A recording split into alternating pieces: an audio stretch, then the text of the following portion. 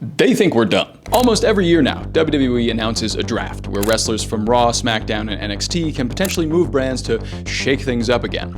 They make a big show of it, get the fans all jazzed up about roster changes, and promise that this time, it's gonna be different. But since the 2016 draft that introduced SmackDown Live, I don't think anything's actually gotten shaken up besides my patience. Sure, wrestlers get moved around on paper, but within weeks you'll see Roman Reigns showing up on Raw, even though he was drafted to SmackDown, or Cody Rhodes appearing on both shows despite being exclusive to one brand. It flips on a dime once Daddy Netflix or Daddy NBC wants John Cena on their show all of a sudden. So how did the WWE Draft go from being one of the most exciting nights in wrestling to a completely pointless exercise in WWE corporate brand management BS? We're gonna trace its evolution from a purposeful event to what it became today, which is a ratings grab with absolutely no backbone. Let's start with the Golden Age. Oh my God! It's SmackDown versus Raw!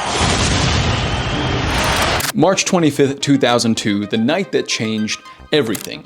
After WWE had bought WCW, their roster had essentially doubled, and they had no major competition anymore.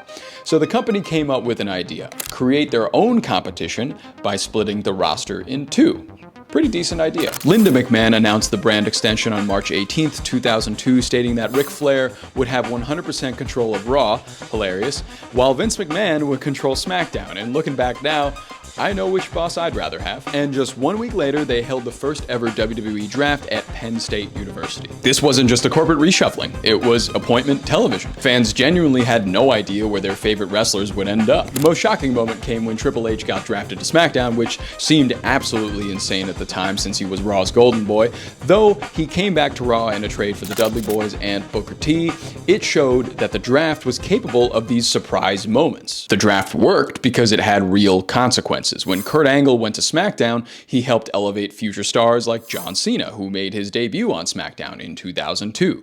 When Carlito got drafted to Raw in 2005, he won the Intercontinental title on his first night in. The brand split wasn't perfect though. They split up tag teams like the Dudley Boys just to make drama, and Devon's singles run as Reverend Devon was kind of fun but unsuccessful ultimately. But the draft mattered. It created genuine brand identity, where SmackDown became known for its in-ring product with the SmackDown 6, while Raw had the star power, but also Triple H's infamous reign of terror that he went on. So each show had its own characteristics, and it ran with them for a good while. But as we know in wrestling, success breeds complacency, and over time the brand split took a back seat. By the late 2000s and the 2010s, SmackDown became basically a replay show for Raw, featuring the same wrestlers and replaying Raw segments from actually important storylines that happened on the Big Boys Yard on Monday. We even got unified championships for a bit there. First the tag titles, then eventually the world titles. The brand split was dying a slow death because WWE realized it was just easier to put all their stars on both shows rather than actually maintain separate rosters. They even combined the logos. You remember Raw Super Show, anybody? In August 2011, WWE officially ended the brand split. Triple H announced that the draft was over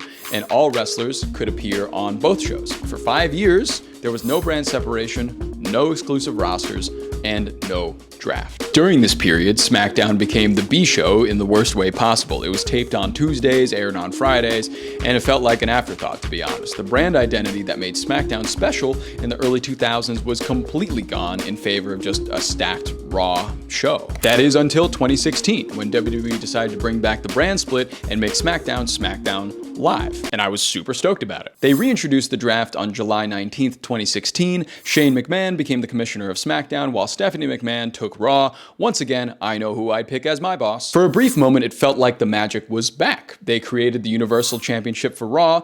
Yes, awful name, weird belt, but they did something. SmackDown got its own women's championship, and Survivor Series became a brand warfare show, kind of like it was in 2005. The 2016 draft was actually executed really well. It felt like both brands had distinct identities again. SmackDown got AJ Styles, Dean Ambrose at the time, and John Cena. Raw got Seth Rollins, Roman Reigns, and Kevin Owens.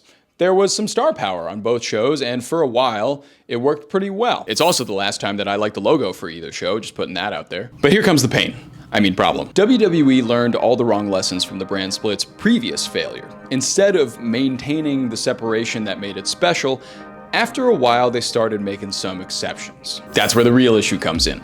The networks want the best of both worlds. USA Network, owned by NBC, and when they were on Fox, and now Netflix, all want the biggest stars on their respective broadcasts. Makes sense. In the 2019 draft, as you remember, they literally had executives from Fox and USA Network appear on television and make picks as if they had any influence at all over WWE's drafting decisions. And while it was staged, it wasn't far from the truth. These networks are paying billions of dollars to WWE, and they want Roman Reigns, Cody Rhodes, and CM Punk on their shows, regardless of what brand they're supposedly assigned to. This became crystal clear with recent reports about Netflix wanting Roman Reigns, CM Punk, and Cody Rhodes for Raw, even though Cody and Roman, for example, were on SmackDown, feuding over a title that was on SmackDown, and still is. WWE has even officially relaxed brand split restrictions heading into 2025. Brian Alvarez reported that the brand split restrictions will be loosened due to the, quote, amount of major events in the near future, like the return of Saturday night's main event, the move to Netflix,